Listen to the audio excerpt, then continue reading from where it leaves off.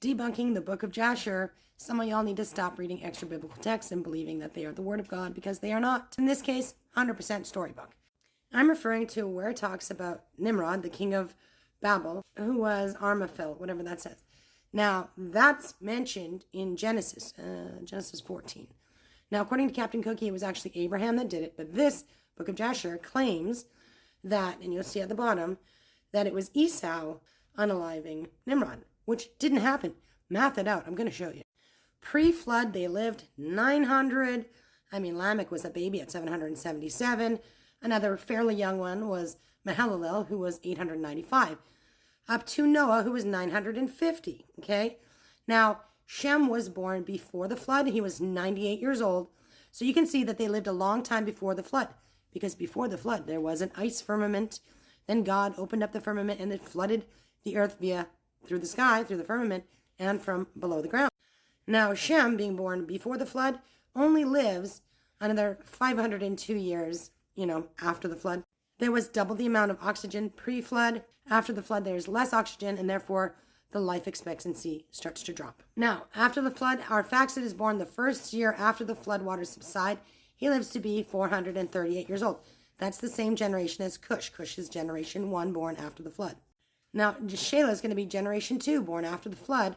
And so that's the third generation. We go Ham, we go Cush, we go Shelah.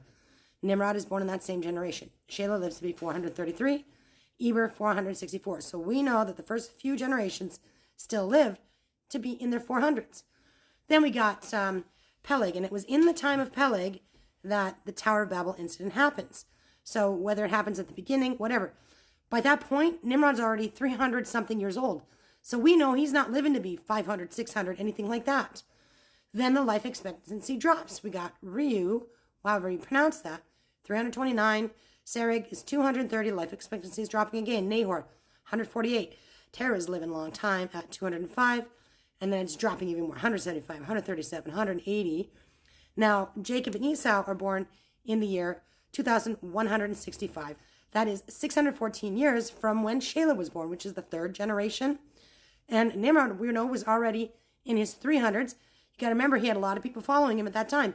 So I'm mathing it out, also adding population and who's following him and what he did. So you can see there's no possible way that Nimrod was still alive when Esau was around, because you got to add another at least 12 years, right? From the time that they're born. If he's out in the wilderness hunting and Nimrod's out there hunting, there's no way Esau took care of him. But the numbers alone prove that this is not correct. So this is a fairy tale. This is just a story. Somebody read the Bible and they got some fancy dancy idea to write a story. This is not real. It's historical because it's old, but that's it.